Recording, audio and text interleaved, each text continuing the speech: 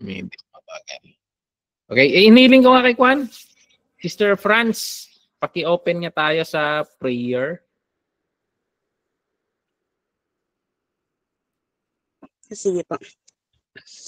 Hallelujah. Hallelujah. Maraming salamat, Ama, once again sa oras na ito, Panginoon, na kakatipon kami, Panginoon, para mag-aral.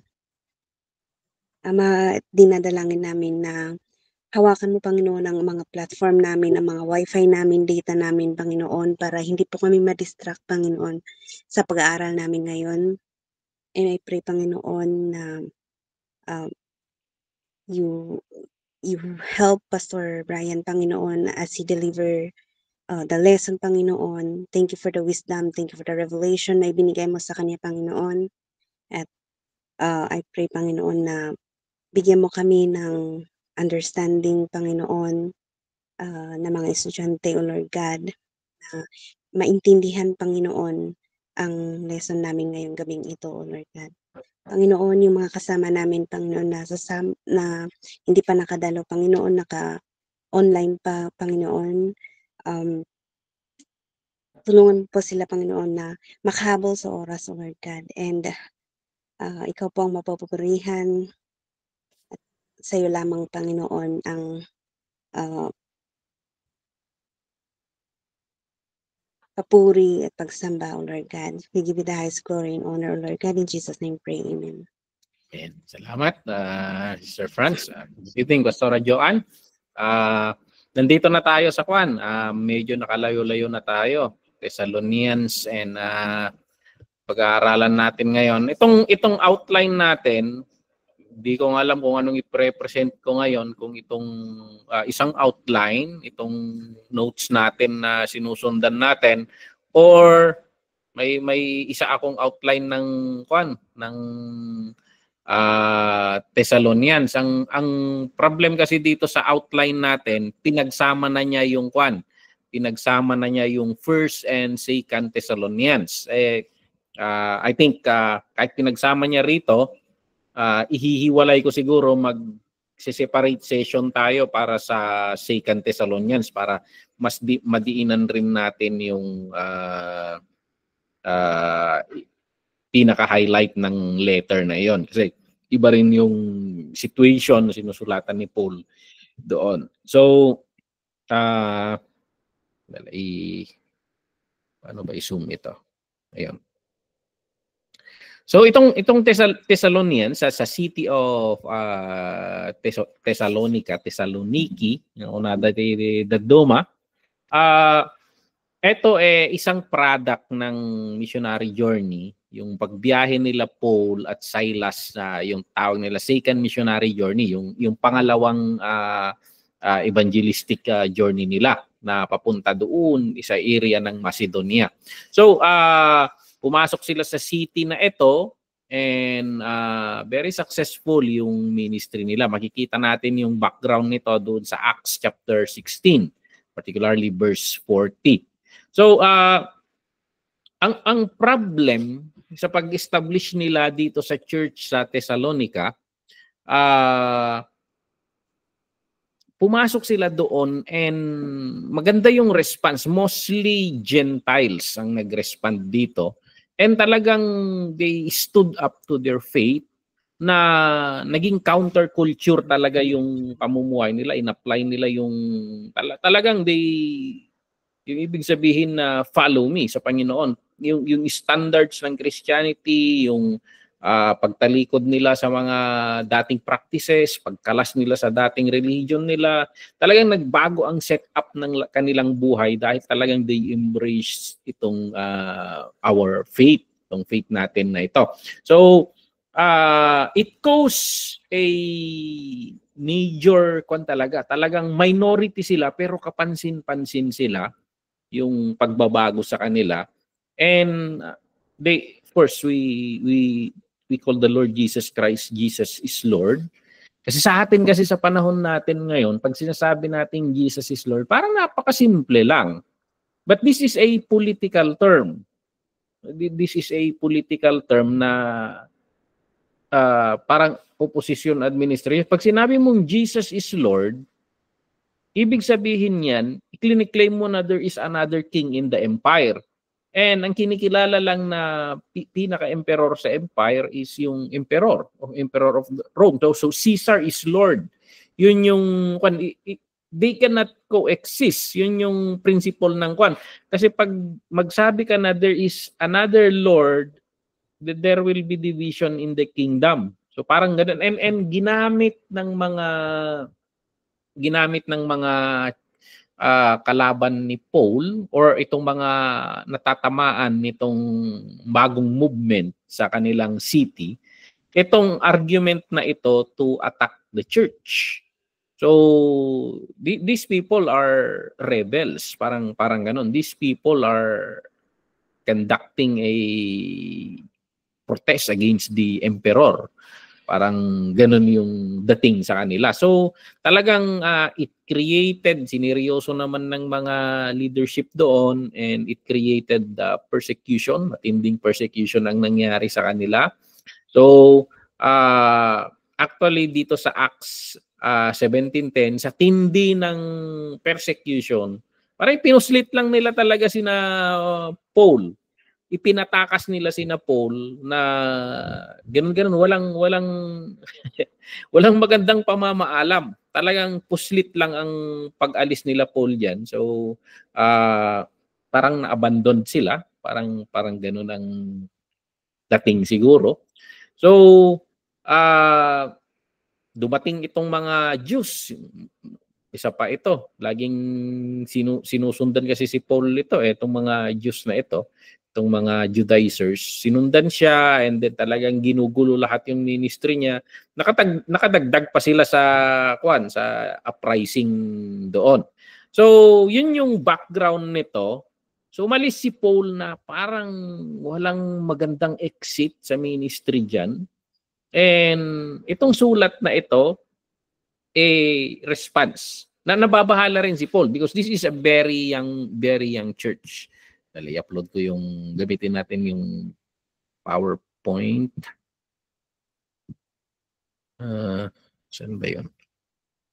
So, isipin mo ito, very young ministry.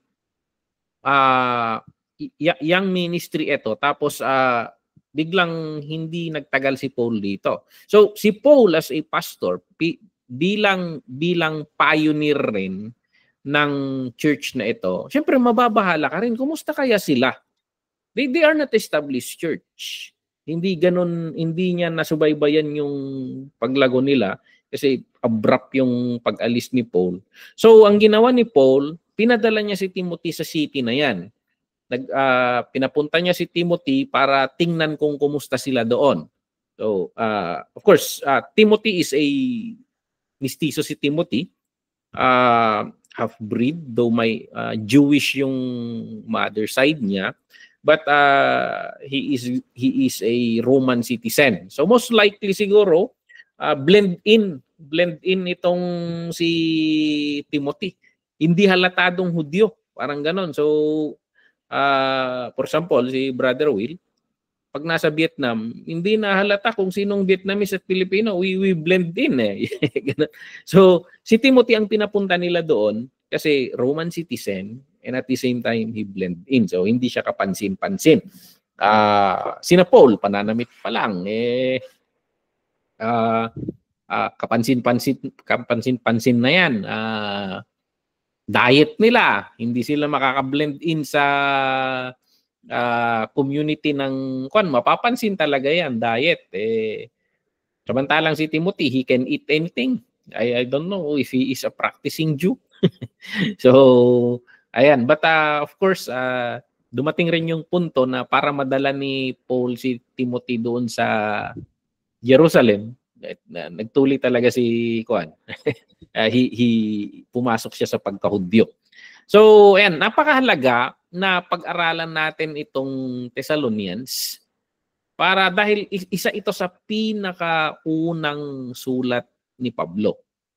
At magbibigay sa atin nito ng pananaw or a glimpse doon sa pagsisimula ng pagdevelop ng ating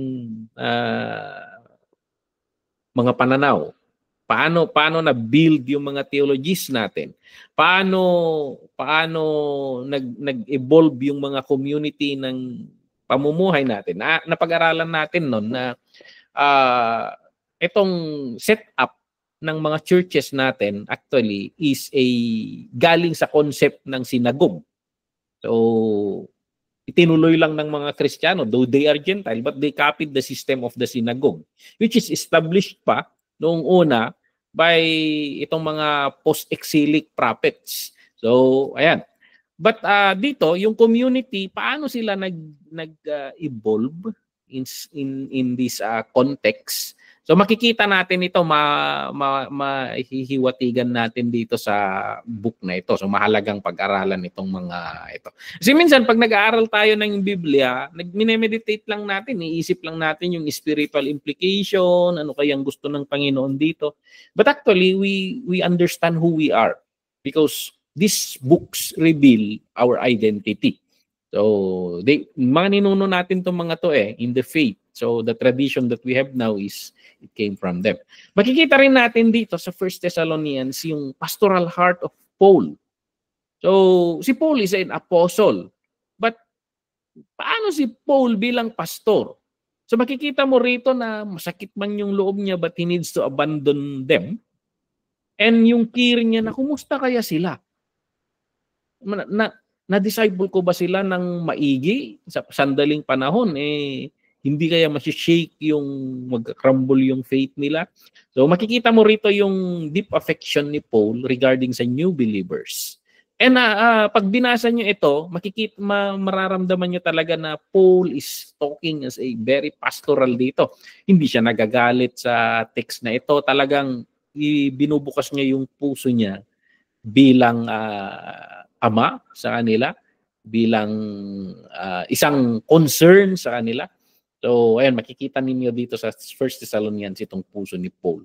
And pag-aaralan rin natin dito sa book na ito or epistle na ito, yung mga concept ng ating katuruan or pananaw regarding sa faith, love, hope, and the second coming of Christ. So, as a pastor, dito ako humuhugot most of the time ng preaching regarding yung mga patay. So, pag lamay ganyan, dito ako humuhugot.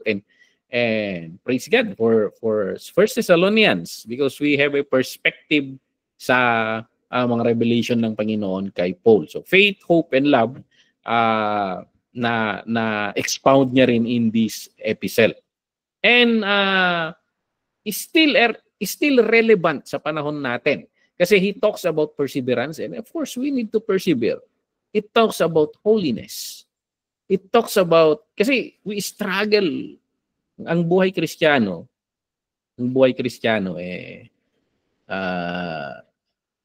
yes, tinanggap natin ang Panginoon and we are saved.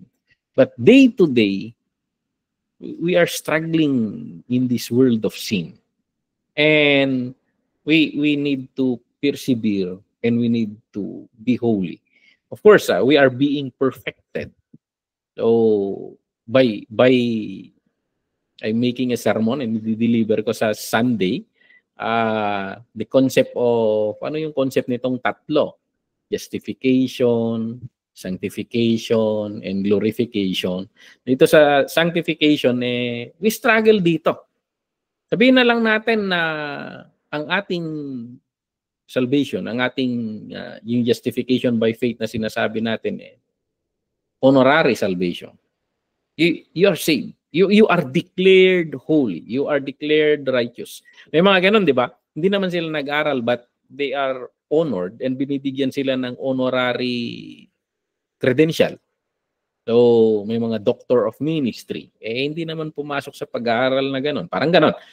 We are given the righteousness, honorary righteousness. But actually, you know it yourself that we are struggling in sin. All have sinned, fall short the glory of God. Nandun pa rin tayo. Nag-i-struggle tayo doon. So, we work on that. We work on that. The Lord is guiding us to follow His footsteps until to the point na makakalas tayo in sin. And of course, hindi natin makakalasan yan hanggat kaya tinatawag nating blessed hope, yung return of the Lord Jesus Christ, because that is the time na at last we are free from these struggles. So doon talaga we persevered, sabihin natin, we attain perfect holiness, for we will be changed. For dinis ka sa 1 Thessalonians yan. So holiness. So nag-struggle pa rin diyan. So holiness, it always reminds us, and then magpapatulong tayo sa Holy Spirit, and we have that hope in front, so we do not give up. So hope. So makikita mo tong themes na ito na very relevant sa panahon natin. Persevere, because we still need to persevere. Iba't iba ang, we do not face their trials and tribulations. Iba yung trials and tribulations natin. But kailangan rin nating mag-persevere in that context. So, pareho lang siguro. Mas matindi yung hamon sa kanila because that is a weakened city, advanced city during their time. So, and then yung hope nga namnama. So, namnama, I explained this last Sunday. I hope hindi na ma-delay yung flight ni Brother Will sa Monday. So, hope. Parang walang kasiguruhan. But in this context, hope na tinatukoy nila Paul, hope is sigurado yon. That's why you hope it. Uuwi si Brother Will sa Monday. So, ang hope is that we will meet next week. So, sigurado yon. So parang the Lord, pag nagsalita ang Panginoon, kaya may panghahawakan ka. So sabi ni Brother Will, yung problema sa akin, pag nagsabi ako, I have that commitment ang dami ko tuloy na pagkomitan, sabi. So parang ganoon ang Panginoon, labas lalo ng Panginoong Hesus. So hope. So napakahalaga nun. Okay, usad tayo. The city of Thessalonica, we do not stick too much dito. Maganda, advanced, maganda ang population niya. Binisita ni Paul noong Acts 17:1-9, basahin nyo na lang yon. And very successful yung journey nila ni Silas. And itong mga God-fearing Greeks, they gave their lives to the Lord at as a sign of their true faith and devotion to the Lord Jesus Christ. They face oppositions, intense opposition, persecution. Many of them died in that persecution. Yung mga napapanood natin na pinapakain sa leon, pinagkakatuwaan ng city, it happened to them. So, kaya isang worry siguro na hinarap nila dito, paano yung mga namatay? Paano yung mga nag-alay ng buhay? And maybe that is the reason that Paul is talking about the resurrection of the dead. Those who sleep, sabi ni Paul. We will talk later on that. Okay? So, basically, this church in Thessaloniki. So, ayan. Young church. So, ang Hong Kong is, I think you are 16 years old. 16, sweet 16. But this church is very young. So, hindi ko alam kung ilang taon ito. So, mula nung binuksan ni Paul, maybe wala pang 10, maybe around 5. But humaharap siya ng matinding pressure. A pressure wherein they are facing life and death. A pressure wherein they are in a city, in a corrupt city, sinful city. So, ayan, manaharap sila doon. So, bagong mga converts, mga Gentiles, walang kaalam. Buti ang mga Hudyo kasi may kultura na sila regarding following the Lord. They understand holiness and sin. So, that's why double judgment sa kanila because they know the laws of God. So, ito hindi nila parang mga taga-Ninive itong mga to. They don't know what is right and left. So, it's just a culture na nangyayari sa kanila. So, katatalikod lang nila sa mga idols nila and then they are serving this true and living God. So, ayan, vulnerable position. So, umalis si Paul, pumuslit na lang ng gabi. walang direction, hindi niya sila inorient. Nalaman na lang nila ng umaga, wala na si Paul. So parang ganon na walang habi-habilin, walang instructions, walang iniwan ni Paul na mag-i-in charge. Ano pa ba? Parang think of that situation. So, Pastora Imelda left Hong Kong. But before leaving Hong Kong, she arranged everything. You have 5 pastoras in Xiongwan. So may mga elders, may mga leaders. It's set up. But this church is hindi. Hindi. So yun yung struggle na pinagdadaanan ng church nito. So maraming opposition, kinukontra sila ng kultura nila, ganon, persecution, families aatake mismo sa kanila. So matinding persecution. And dahil doon sa worry ni Pastor Paul, sa worry niya, pinadala niya si Timothy, and napakaganda nung balita na ipinarating ni Pastor Timothy. So dumating si Timothy, and sinabi niya yung report na they are still faithful. They are dying for their faith. They are faithful to the faith. So yan, talagang maganda yung balita. Though may mga question, may mga lingering question, may mga question na gusto nilang ma-inquire kay Paul. Buti sana kung panahon natin na pwede mo lang i-messenger si Paul, pwede mo lang tawagan. Hindi. So, yun. So that is the purpose of this letter. So, una, yung pasasalamat ni Paul sa pag-asikaso sa kanya nung nandun siya, yung pagtanggap sa kanya, and then to encourage them in their faith, and pasasalamat na rin na faithful sila, and then to guide them as a pastor, and to address yung mga questions nila. So yun yung purpose ng liham na ito. So ito, chapter 1 to chapter 3, ito yung tinatalakay. I think before kayo matulog, you can, maiksi lang to you can read in one sitting. And I encourage you na if we can finish early, bago kayo matulog, you read in one sitting itong 5 chapters na ito. So chapter 1 to 3, nahati-hati ito sa 3 punto. Gratitude. Nagpapasalamat siya na yung pananampalataya nila matatag. So ang faith nila nandun, faith, love, hope, nandun yung pananampalataya nila. So sabi ni Paul, we always thank God for all of you and continually mention you in our prayers.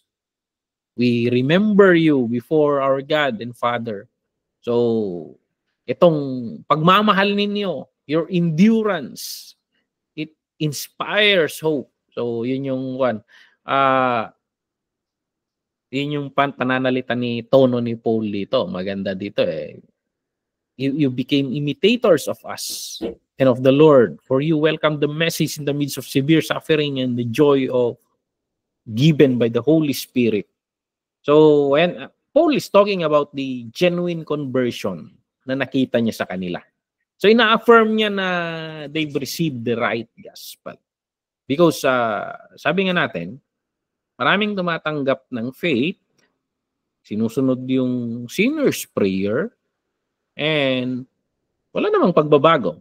So yun yung question nga yun yung argument. From the very beginning, do they really believe? Kasi si Paul, nakita niya sa conduct nila. Nakita niya yung changes sa buhay nila. And yun yung nag-affirm si Paul na they really received the Lord because I can see it through their works. So, yun yung theology ni Paul. So, you do not do good to be saved. You do good because you are saved. At nakikita ni Paul sa kanila yung mga magagandang pagbabago. Of course, hindi perfect yung buhay. Hindi perfect na naligtas ka na, perfect yung buhay mo, ang ganda. Hindi, but nakikita ni Paul na yung mga changes. So, Paul is affirming that. So, sa chapter 2 naman, of course, mabilis ito. But sabi ko nga, you can just read it. Maiksi lang naman tong sulat na ito. Defense of Paul's conduct. Maraming nagtatanong siguro, bakit umalis ka na lang? Ano yun? Walang closure? Parang mga question na gano'n. Di ka man lang nagpaalam na wala ka na lang na parang bula. Parang so, ayan, si Paul, he is defending himself dito. He needs to give them an explanation. So, sinasabi ni Paul, you know, brothers and sisters, that our visit to you was not without results. We had previously suffered and had been treated outrageously in Philippi. As you know, but with the help of our God, we dared to tell you His gospel in the face of strong opposition. Kami, parang hindi kami umaatras sa mga malalaking pagsubok. Nakukulong nga kami. So, may mga dahilan kung bakit umalis kami ng ganitong pagklaseng pag-alis. So,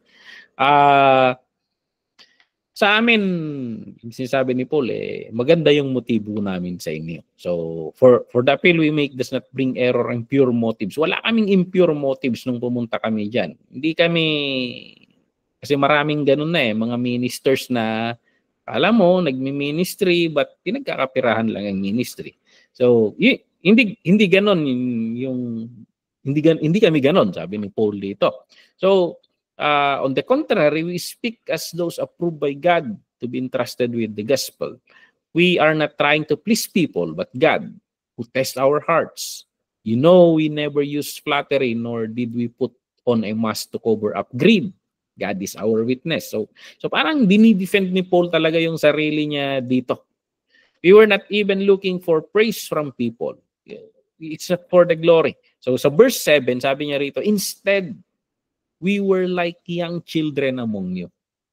So, just as a nursing mother cares for her children, so we cared for you. Sinasabi na niya yung pagmamahal niya sa kanya. Because we love you so much, we were delighted to share with you not only the gospel of God, but our lives as well. Alam niyo yung pamumuhay namin nung kasama namin kayo. So, surely, you remember, brothers and sisters, our toil and hardship, yung paghihirap namin, we work day and night in order not to be a burden to anyone while we preach the gospel of God to you. So, hindi kami pabigat. Nagtatrabaho kami. Of course, sinasabi ni Paul na ministers deserved it. But to prove to the Thessalonians that they have a good intentions nandun. So, you are a witness and so is God of how holy, righteous, and blameless yung pamumuhay. We set example in, among you. So, defense of Paul's conduct. So, 1 to 12. So, 1 to 12, basahin niyo later yon.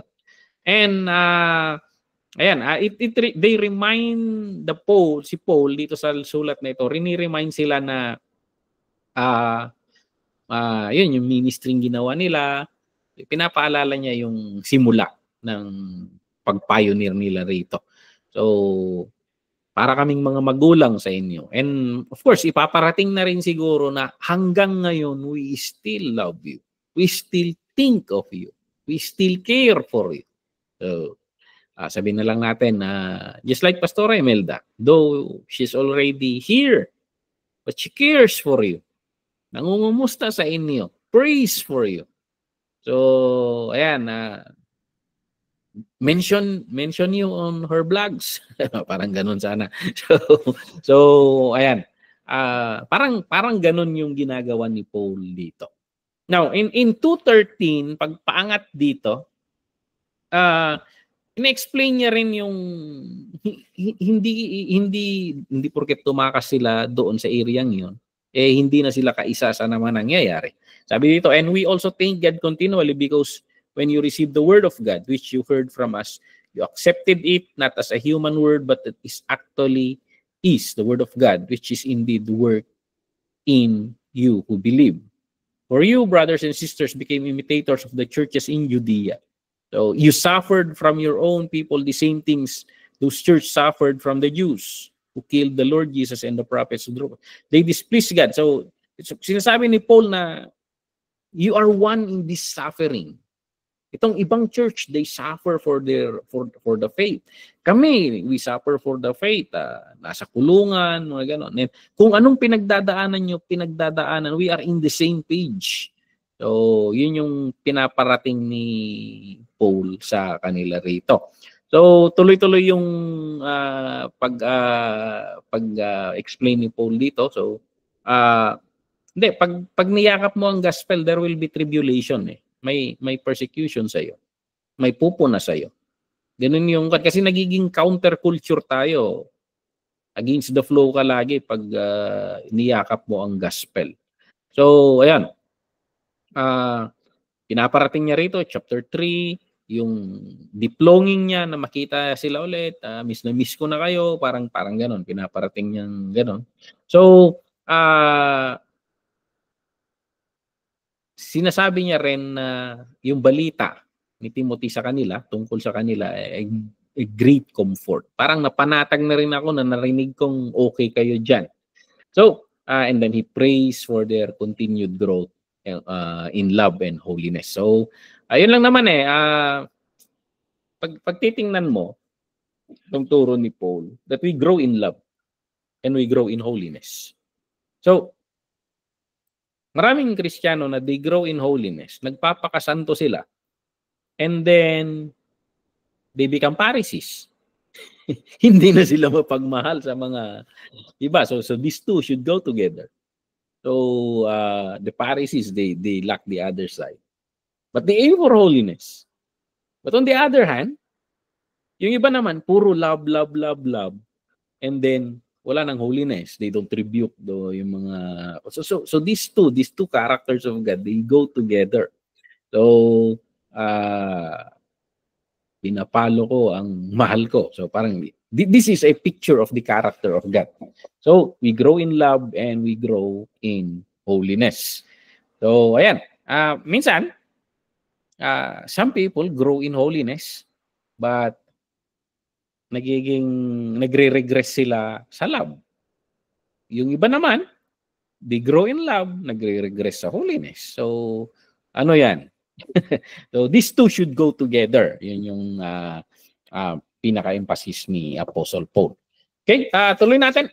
Chapter 4, verse 1 to 12. Para hindi tayo gabihin. He talks of chapter 4. Pagpupunta tayo sa chapter 4, jump tayo sa chapter 4. 5 chapters ito pero ang iiksi. So, yung emphasis ni Paul regarding sa buhay na kaaya-aya sa Diyos. Paano ba tong buhay na kaaya-aya sa Diyos? As for the matters, brothers and sisters, we instructed you how to live in order to please God. As in fact you are living. Sa katunayan, namumuhay kayong diyan, kaaya-aya. So, now we ask you and urge you in the Lord Jesus to do this more and more. Actually, kaaya-aya na kayo, pero ipagpatuloy nyo pa. So, itong tono ni Paul lagi eh. So, yung sabi niya na naman sa isang sulat niya, not that I've already attained it, but I fix my eyes on the Lord Jesus and then strive towards that. So, siguro, for example, si Brother Will. Si Brother Will, lover boy na yan eh. So, all the more. Parang ganun, yung mga good things na nasa atin, tuloy-tuloy lang. Yun yung sinasabi ni Paul dito sa chapter 4, verse 1. Now we ask you and urge you in the Lord Jesus Christ to do this more and more. So, for you know that what instructions we gave you by the authority of the Lord Jesus Christ. Abstain from fornication. This is a central sa kwan.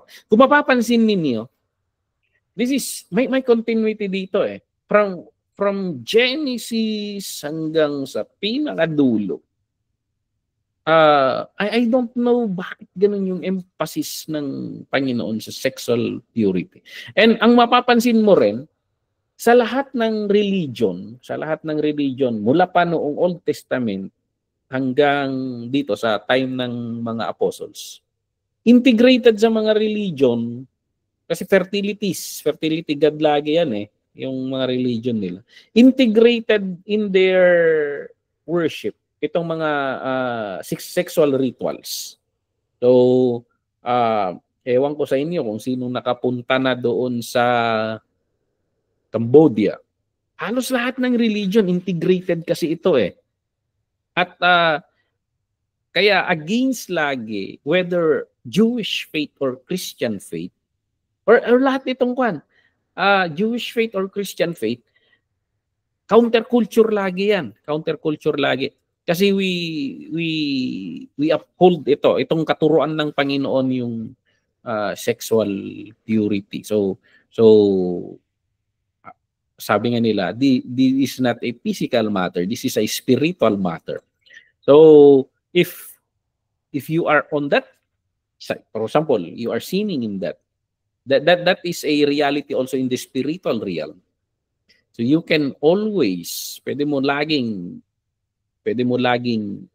gawin rin in the spiritual promiscuous thing. So ganun. Tinatawag tayo ng Panginoon unto holiness, not into impurity. So makikita niyo yung continuity ng turo ng Bible from Old Testament hanggang New Testament. Na may turo nga dito na ang design ng Panginoon is that take a husband, take a wife. So yun yung yun yung ito sex is not a sin, but there are laws that's bounding this. It should be inside marriage. So, yun yung tinuturo ng Biblia. So ayan, so in-emphasize ni Paul dito, I believe na itong sexual matter kasi is not just physical but spiritual. So if you can do it physically in the relationship with the Lord, you can do it also yung spiritual fornication, spiritual adultery. So pwede rin yun, madali na lang doon sa spiritual. So ayan. And sa chapter 4 verse 9 to 10,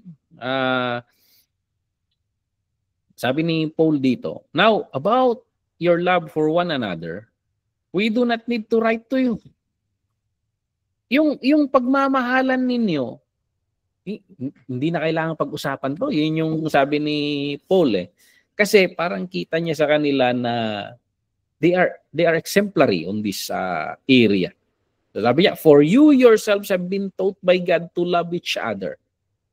So talagang pag sumusunod ka talaga sa Panginoon, naturally ang love Sabi ni John. We love because He first loved us. Pag na-experience mo yung pagmamahal ng Diyos, so natural rin yun na mag-flow sa iyo yun. Mag-flow sa iyo. Matututunan mong magmahal, matututunan mong magpatawad, matututunan mong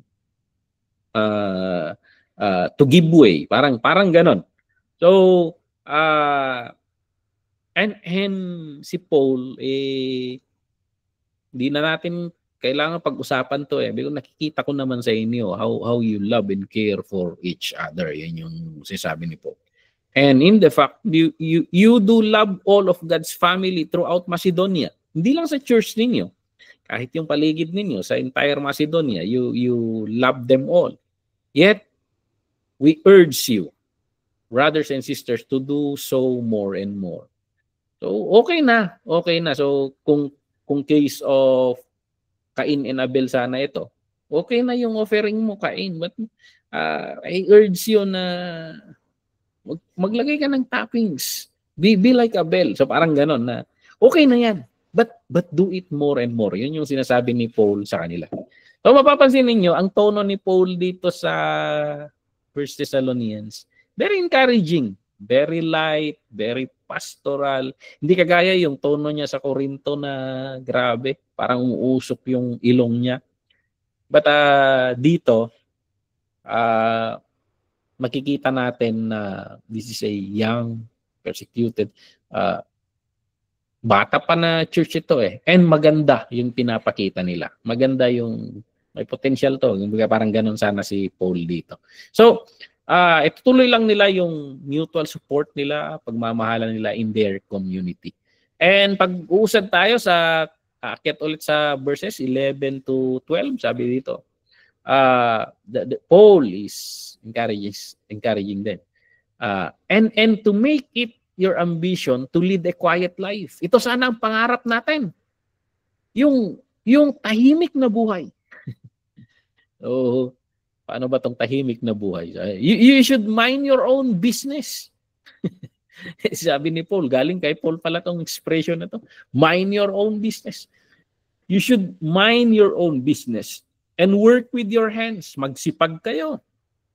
Gaya ng sinabi namin sa inyo. Yun yung sinasabi ni Paul sa verse 11. So that your daily life may win the respect of outsiders and so that you will not be dependent on anybody. Ito yung ito yung gusto ni Paul na mangyari. Lahat tayo nakakatayo tayo sa sarili nating mga paa. So, at makuha natin ang respeto ng mga tagalabas. Totoo naman 'yan, di ba? Sa ating mga Pilipino, minsan sinusukat ka nila sa trabaho mo, ginagalang ka nila, depende sa pera mo. So parang that is a common language. Pag mababa sweldo mo, mababa tingin nila sa iyo. So maybe from that language, Paul is coming from there. So we cannot equate poverty with Christianity. There is a law of wealth. Na yung law of wealth. Pag susundin mo ang laws of wealth, law nga eh. Pag sinunod mo yung law of wealth, you will prosper. You will prosper. Hindi mo kailangan maging Kristiyano para mag-prosper. There is a law for that. Mapapansin niyo, ang pinakamayayaman dito sa mundo, kahit hindi sila Kristiyano, they know the law. At nasa Biblia rin natin yung law of prosperity. So throw your breads to many water. Invest. Parang ganon. Mag-impok ka. Huwag kang sasahod ka ng 25,000 tapos magsha-shopee ka ng worth 30,000. Lulubog talaga ang buhay mo dyan. hindi pwedeng ganon. So yun yung sinasabi ni Paul dito na live a quiet life. Tahimik. Huwag tayong show off. Mind your own business and work with your hands. Work with your hands. Magsipag tayo. So, ang epekto kasi noon, pag umaangat tayo sa buhay, we get the respect of others. Hindi tayo magiging dependent sa iba. Bagkus, magiging blessing tayo sa iba. Magiging daluyan tayo ng pagpapala ng Panginoon. So, ayan. Kaya sa mga OFW natin sa Hong Kong, salute sa inyo. You work hard. You work hard. You sacrifices yung sacrifices ninyo sa mga family ninyo, and I pray that your family will see that sacrifices that you do and gain their respect. So ayan. So ayan yung sinasabi ni Paul dito. So yan. Paano ba? And chapter 4, pag-aangat tayo sa chapter 4 verse 13. So first, kanina yung practical side. Ito, maybe ito question nila na ipinaabot siguro sa pamamagitan ni Timothy. Ang daming namamatay sa amin. They torture us. Pinapakain nila sa Colosseum. Palaruan kami. Pinapahabol sa mga leon, tigre. So, ginagawa kaming gladiator. Ang daming namamatay sa amin. Paano yung mga namamatay? Maybe that is yung question.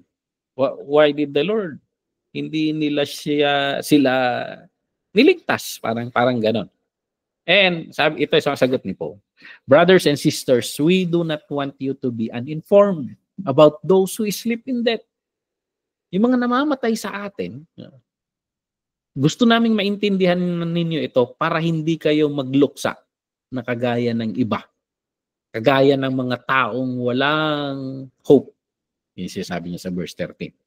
Ito yung pananampalataya natin. Ito yung pinaniniwalaan natin. Ito yung faith natin. For we believe that Jesus died and rose again. And so we believe that God will bring with Jesus those who have fallen asleep in Him. Yung mga namatay na may pananampalataya, the Lord will, God will bring with Jesus. So idadala niya sa kanila. So yun, they are in the hands of the Lord. According to the Lord's word, we tell you that we who are still alive, who are left until the coming of the Lord, will certainly not precede those who have fallen asleep. May future rin itong namatay na. Babangon tong mga to. For the Lord Himself will come down from heaven with a loud command, with the voice of the archangel, and with the trumpet call of God, and the dead in Christ will rise first. Actually, mauuna sila. Sabihin na natin, matagal-tagal na silang namatay eh. Sabihin na natin, mga senior citizen yun. Parang, ino-honor natin ang senior citizenship dito, parang gano'n ang Panginoon, nauuna sila sa pila. So, actually, in that coming of the Lord, they get the priority. Sila muna. And then, of course, split seconds lang yan. And then, tayo naman. After that, in verse 17, sabi doon, after that, we who are still alive and are left will be caught up together with them in the clouds to meet the Lord in the air. So, kita-kits doon. So, parang yun yung gustong iparating ni Paul dito. So, and so we will be with the Lord forever. Forever na yan. So, tayo mga Christians, talagang may forever. So, yan.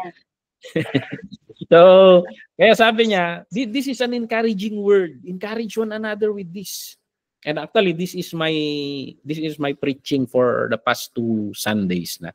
Kasi kakaroon ng giyera sa paligid natin eh. Israel, gano'n eh. Nagtatanong ang mga tao, signs ba itong mga to? Malapit na ba? Kung mapapansin nyo, ang coming of the Lord eh hindi kailangan ng signs. In the last days, pag sinabing last days, anytime doon. Kaya nga si Paul, nung nagsasalita dito, wala na sina Paul, tagal na nilang namatay eh. Around 2,000 years nang dumaan na rin sa kanila. But ang last days kasi, in the timetable of God, mula noong pinur out ng Panginoon yung Holy Spirit in the book of Acts, that is the prophecy of Prophet Joel. In the last days, I will pour out my spirit upon all flesh. So, nung bumaba yung Holy Spirit, that is the last days. So, anytime within that period, so sabi nila, imminent, the term imminent, anytime. So, pwedeng habang nagsasalita ako rito, tapos, poof, rapture kayo lahat. Naiwan ako, pambihira. So, parang anytime, pwedeng may kanta nga dito sa Ilocano eh, nalabit bigat, rabi iwan no aldaw. So may question ako nung bata ako, ano ba? Umaga ba, tanghali o gabi ang pagdating niya? So maraming nagsasabi, gabi? Bakit naman nasabing gabi? Kasi may natutulog o nawala yung isa tapos nakuha yung isa. Eh paano yung nag-aararong dalawa? So parang ganon, away na naman yan. Kung ano-anong pinag-aawayan, pinagdidiba-dibatihan.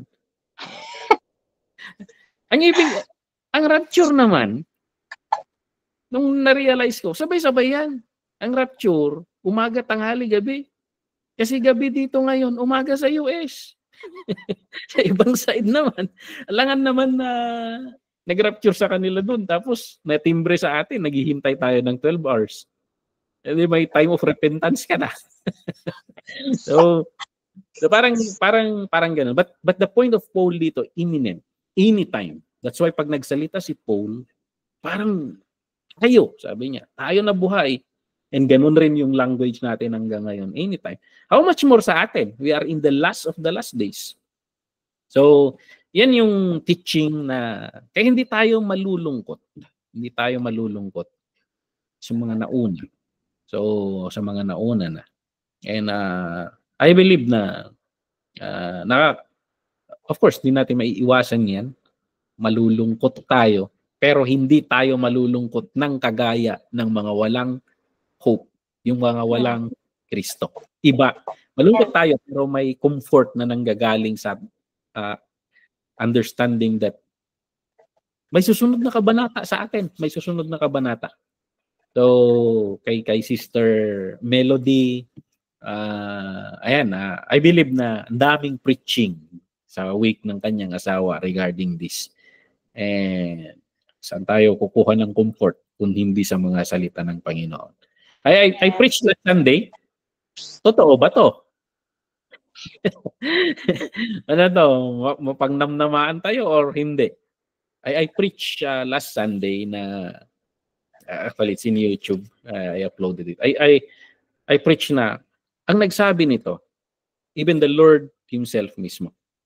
Sabi niya, mamamatay ako after third day, I will rise again. And it happened. Sabi niya, tingnan niyo itong temple na ito. Wala ni isang bato na nakapatong sa ibang matitira. Ma-flat out ito. Sabi. After around 35 years, AD 70, pumunta ang Roman. Clean up nila, tinira nila yung temple. Mawawala tong bansang ito. Rumors of wars. It all happened in prophecies ni Jesus Christ. So, dahil ako, sabi ng Panginoon, bago siya mamatay, aalis ako, pero babalik rin ako. Yun yung so, kung nangyari yung mga sinabi niya, kaya sabi ni Paul, without the resurrection of Christ, kung hindi nag-resurrect si Christ, our message is futile. Walang kabuluhan. Nagsasayang tayo ng oras. Walang nonsense ang mga pinag-uusapan natin. But because Christ resurrected, sinabi niya babangon ako after third day. Itong mga sumunod, they will come to pass also. Dahil nangyari na yung iba. So yun yung message ko last Sunday na mapangnamnamaan tayo ni Apo Diyos. May pattern yan. And ang Panginoon, sinusunod niya. He will never lie. Lahat ng sinasabi niya, sinusunod niya. Okay, so comfort for the grieving. And then of course, he talks about itong rapture of the church. So, ang hirap, nag-aaway-away na naman ang church dito. Kailan magra-rapture? Bago ba ng tribulation? Middle ba ng tribulation? After ba ng tribulation? Nag-aaway-away na naman ang church diyan. At sa pag-aaway-away, baka maiwan tuloy sila. So, sa akin, who cares?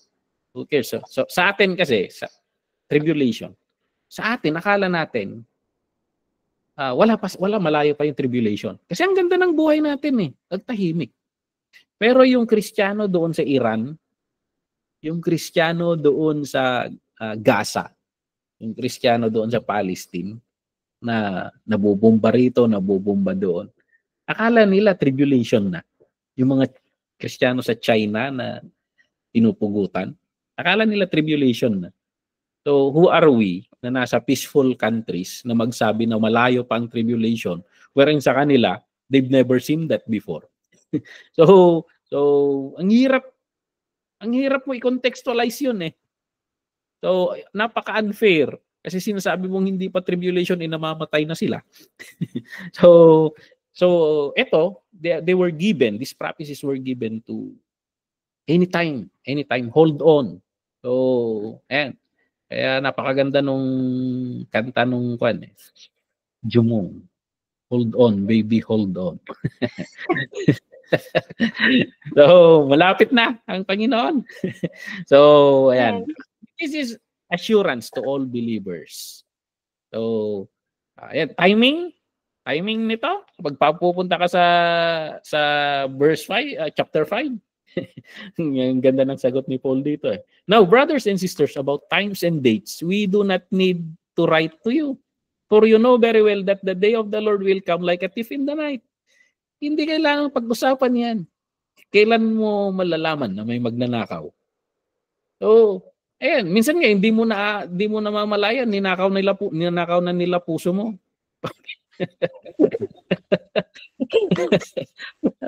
Kailan darating ang magnanakaw?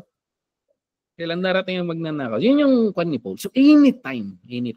So while people are saying peace and safety, destruction will come to them suddenly, sabi doon.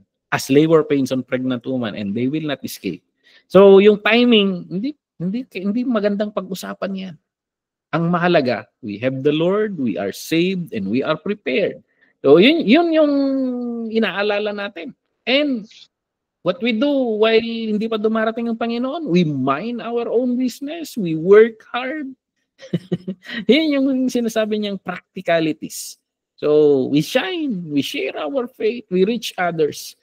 So ayan, living in light of His coming, paano tayo mamumuhay? Encouragement to each other. So ayan, verse 4 to 11. But you, brothers and sisters, are not in darkness, so that this day should surprise you like a thief. You are children of the light, children of the day. We do not belong to the night or the darkness. So then, let us not be like others who are asleep, but let us be awake and sober. Handa tayo. For those who sleep, sleep at night, and those who drunk at night. But since we belong to the day, let us be sober, putting on the faith, love as a breastplate. This is very synonymous sa isang sinabi ni Paul sa armor of the Christian. Faith and hope as breastplate, and hope for salvation as helmet. For God did not appoint us to suffer wrath, but to receive salvation through the Lord Jesus Christ. Ang dami ng persecution dito sa mundo. Pero yung sinasabi ng Panginoon, hindi nyo pa nakita kasi yung matindi. And ang pattern ng Panginoon, pag-aaralan mo even in the Old Testament, bago ang mga parating na unos, nililigtas muna ng Panginoon ang mga tao niya. For example, Sodom and Gomorrah. Bago bumagsak yung paghuhukom doon, nakalabas na sina Lot and his family. Bago dumating yung baha, nasa loob na ng barko sina Noah. This is a pattern na makikita mo in the mga pahiwatig ng Diyos. So we believe that itong ship natin ngayon, the church, we believe na matatangay muna ito bago ibubuhos ng Panginoon yung kanyang galit sa mundong ito. So, ayan, living in the light of His coming, so encourage, gising-gising, parang ganon. We spur one another in love. So, ayan, do good works. So, get us this, nandito tayo sa kwan. So, we encourage one another. We remind each other. Okay? So, yan. And then, of course, final exhortation and benediction. Practical living, yung explain niya sa verse 12. Acknowledge those who work hard among you, who care for you in the Lord, who admonish you, mga pastor ninyo. Hold them in the highest regard, in love because of their work. Live in peace with each other. So, nag-aaway-aaway kayo, peace. So, we urge you, brothers and sisters, warn those who are idle and disruptive. Encourage the disheartened. Help the weak. Be patient with everyone. So nga, agi-inanos kayo. Minsan, nagkakairitaan tayo, but ito yung sabi ni Paul, be patient with everyone. Make sure that nobody pays back wrong for wrong. Pag may ginawang masama sa inyo, it is our culture as believers na pag binato ka ng bato, wag mong babatoyin ng tinapay na nakagarapon. It's not hindi tayo ganun. Yun yung sinasabi dito. We strive to do good, to do what is good for each other and for everyone else. Doon tayo mag-ubos ng oras. Paano tayo gagawa ng mabuti? So parang pinagplaplanuhan mo na. Kailan ko kaya i-breakfast ang mga pastor ulit? Brother Will. Piso-pisuhin ko to. Kailan ako makakaipon? Yung mga ganun ang pinag kailan kaya ako magbo-volunteer na magluto sa church? Things that are good. So, ayan. And then of course, and his encouragement, rejoice always. So, maraming nakaka-heartbroken sa mundo. But our joy is hindi nakasalalay sa mga bagay nito. Our joy is nakasalalay sa Panginoon. Yung sino tayo sa Kanya, yung kinabukasan natin, doon nakaangkla ang joy natin. So, rejoice always, pray continually, give thanks in all circumstances. So, pasalamat tayo sa Panginoon. So, akala mo minalas ka, pero pag hindi nakialam ang Panginoon, mas malas ka pa. Hindi mo lang alam ang ginagawa ng yung dynamics na ginagawa ng Panginoon sa buhay natin. So, ito yung sabi ni Paul, this is God's will for you in Christ Jesus. Ito yung gagawin natin. Do not quench the spirit. So, do not treat prophecies with contempt. Test them all. Hold to what is good. Reject what is evil. So, mga instruction niya na practical na. So, yan. Prayer and sanctification. Pinag-pray niya sila, and then greetings and blessing. Napakaganda nito. Gawin yung sermon. So, takeaways. Strong foundation faith. So, napakahalaga yung importance ng genuine turn to God. I believe naman sa inyo, you all have genuine faith. So, kaya nga, on the topic of salvation, hindi ka pinoproblema. You are in the Lord eh. Bakit kayo nag-aaway-aaway? You are in the Lord. We are in the Lord. We are saved. So mahalaga, alam kong we are genuine. We are genuine in our faith. We love the Lord. So, hindi rob the Lord. So, ayan. Genuine yung turning natin, and may mga struggles tayo. May weakness tayo. Minsan nadadapa. Pero we encourage one another. Let's help each other to rise up. Ganon. So, tinuturo niya rin dito, love. Napakahalaga nito. Napakahalaga nung love. Magtulungan tayo, magmahalan tayo. And then hope. Huwag nating iwala na pag may dinadaanan kang matinding hirap, lagi mong isip, malapit nang babalik ang Panginoon. Magpatingga mo lang dagitoy. Magpatingga dagitoy. So, kaya yung favorite song ng mga men sa church namin, One Day at a Time. One day at a time, Lord Jesus. So, ayan. Babalik rin ang Panginoon. Matatapos lahat ng paghihirap. So, darating panganahon, Brother Will, hindi ka na babalik ng Hong Kong. Oo, true. Kahit saan ka na magpadestino sa Panginoon, hindi na ako magpipintor pagdating ng panahon. So, ayan. So, yung hope natin in Christ, napakahalaga nun. We always, kaya tinawag ni Paul kay Titus, this is the blessed hope. Ito yung talagang ano ba sa Tagalog ang blessed? Ito yung talagang napakaganda, kaaya-ayang araw. So tingnan nga natin sa Titus paano niya tinranslate 'yon. Titus 2:13 in Tagalog. Salita ng Diyos. So sabi ni Paul dito, habang hinihintay natin ang napakagandang pag-asa. Yun yung pag-translate niya rito. Napakagandang pag-asa. Pag-asang maaasahan. Okay? So napakahalaga nun. So sabi ko nga, pag naintindihan mo kung ano yung rapture, that would be exciting moment. Kasi maraming Kristiyano natatakot sa rapture. So, sa akin, kung matatakot, iligtas ka naman.